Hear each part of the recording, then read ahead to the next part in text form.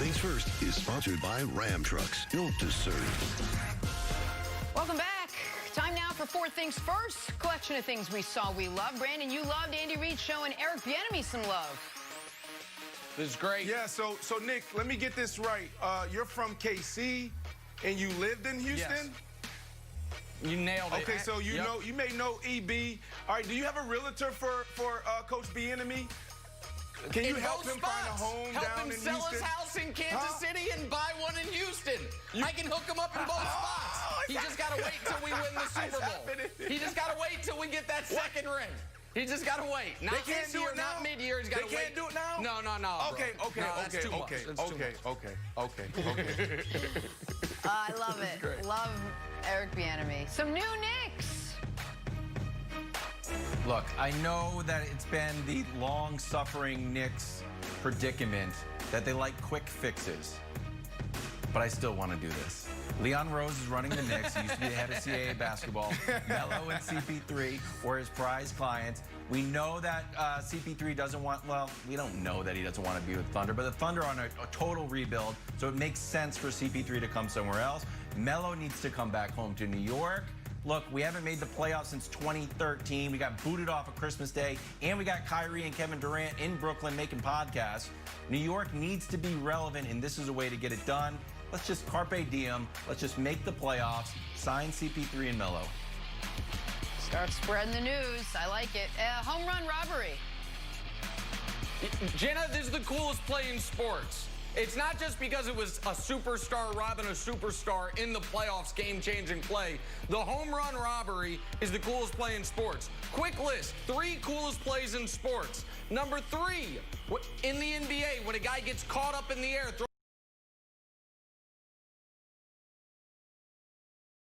throws the ball off the backboard to himself for a layup. Number 2, in the NFL, when a guy cleanly jumps right over the center to block a field goal, scoops it up, and scores. And the number 1 coolest play in sports is this right here. A game-changing home run. Tatis is excited. The Dodgers are devastated. And then, boom, other way, as Wilds would say, blammo. Now we're celebrating the other way around. You got the Dodgers pitcher throwing things. You got Bellinger already pointing to the sky. Tatis is furious.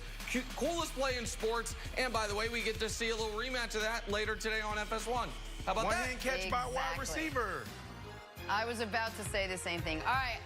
Liam Hendricks was dialed in last night, came in on relief. Woo!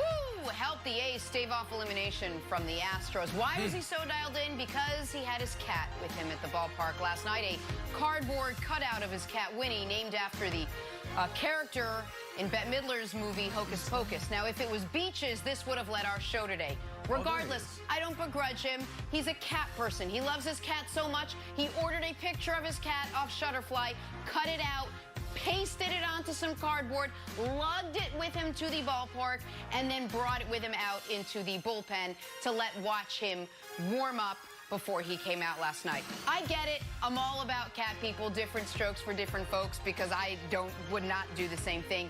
But for Liam, you do you, my friend, whatever it takes, even if it means bringing Winnie wherever you may go.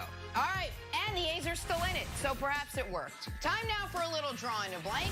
Thursday Night Football on Fox. You got some Bucks and Bears. Tom Brady going to be without Chris Godwin, but hopes to have Mike Evans right now. Mike Evans listed as questionable. Brandon Marshall, the player you're most excited to watch tonight is blank. The second coming of LT. We were talking about him 2 years ago as he was going to dethrone LT as one of the best pass rushers the league has ever seen. And I don't know what's happened over the last year. But Khalil Mack, where are you? I know Nick talked about him earlier in the show. 22 pressures, 1.5 sacks. I want to see him show up tonight.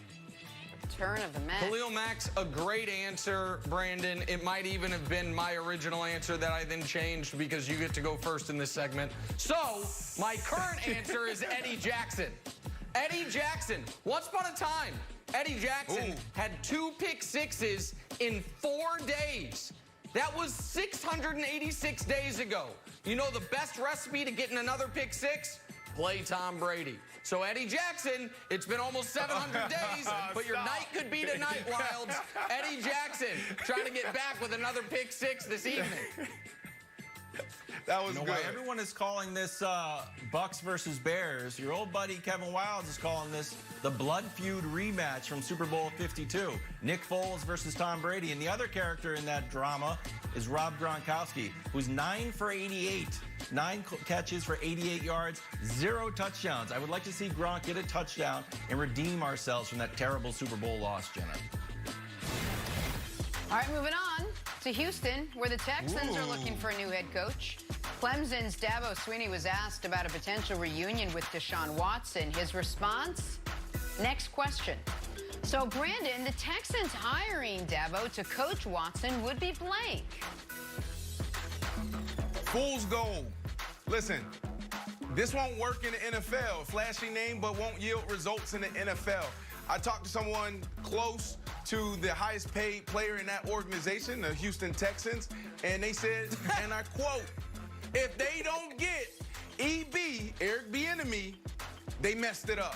They said we need a culture shift, because I asked them about dialing it up and plays and Deshaun being comfortable in the system. He said we don't need that.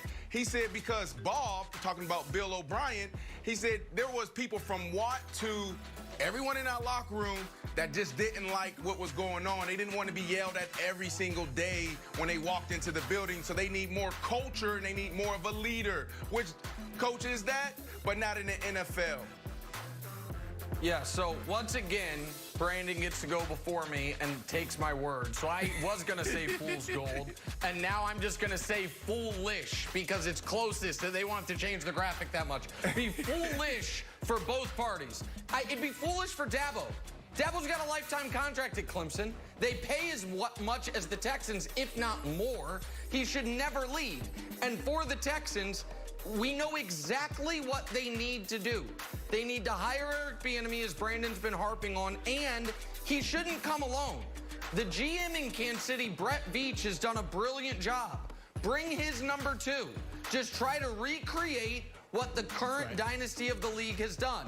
Take Eric Bieniemy, take the number 2 in the front office, pair them together. I know that would mean you have to oust the former Patriots team chaplain who now runs things for the Texans. That's a true story. Google it, America. But that's what the Texans need to do to give Deshaun Watson a chance to succeed, Wild. True story. True story. So true story. The other odd thing that's happening with Dabo is there's also like this little bit of where there's smoke, there's fire. It's like, well, maybe he leaves with Trevor Lawrence because whatever team drafts Trevor Lawrence, the number 1 pick, probably needs a coaching change too. So I don't think either one of them are happening, but I also like the idea that it's tied to the number 1 pick. Wow. Wild just called for Joe Judge to be fired. Put it on the scroll. No, I did not. Wow. Wow. Let's talk some Ravens now. Lamar Jackson said yesterday he's not happy with the Ravens' passing attack through the first 4 weeks. 7 touchdown passes to 1 pick for Lamar, but he's averaging under 200 yards per game in the air. So, Brandon, Lamar saying he's not happy with the Ravens' passing game is blank. Validation. We talked about this after the head-to-head matchup between Mahomes and Lamar Jackson. And leading up to the game, we talked about Peyton Manning versus Tom Brady and these two titans clashing. And everybody after the game was like, see, this is why Mahomes is the better quarterback. And this is why you need to go with Mahomes, because Lamar just can't throw. He doesn't sit in the pocket and throw. And what I said was, what they did, Greg Roman did a phenomenal job of building a system around Lamar Jackson. But when you fall behind, the system that they built is not built in a way that you can spread the guys out and go get it. So what they have to do is start adding more into practice. Remember, we talked about this after week 3. And this is Lamar Jackson telling them, give me more. Like, there's going to be moments, we're not going to lead every single week. There's going to be moments where I'm going to have to come back. And I can't do that with misdirection run plays and play action. Nobody's going to go for the play action when we're down by 10 points. They're going to be dropping into coverage. So you need to give me more. I love this, and this is validating what I said week 3. Yeah, I think it's self-aware because I think Lamar is not just talking about the scheme. I think he's also talking about his own performance. he needs to be better in the downfield passing game. That's not an indictment. That's not a huge knock on him, but it's reality. It's not only that the scheme is set up to play from ahead, it's also that he has missed some throws this year. As dominant as the team has been in every game except the Kansas City game, he can be better. And for a guy who was unanimous MVP in year 2, it might be a high bar to clear, but he's supposed to improve in year 3. I don't think he feels like he personally has improved enough, if at all, from last year to this year, at least yet. So I think it's self-aware that he's saying this, Wilds. I think the MVP award and how this weighs in Lamar's mindset is very interesting. He won the MVP on February 1st. So you get to enjoy it for about 8 months. And then all of a sudden, Aaron Rodgers MVP, Russell Wilson's MVP, Josh Allen's MVP. And I'm on Lamar Jackson like, hey guys, I'm the MVP. What's going on? I didn't even get to I got to celebrate for a summer. I was quarantined, and now you guys want to take my MVP award. So I think he's got to be a little bit frustrating that he can't enjoy the fruits of his laurels here, and he's still the MVP. He wants to play like it. He is. By the way, Lamar Jackson with a bit of a minor knee injury heading into this weekend, so we will watch that. Hey, which version of Tom Brady are we going to see tonight? Bucks, Bears, Thursday Night Football. We'll preview next. First things first. There's only one. That's the right.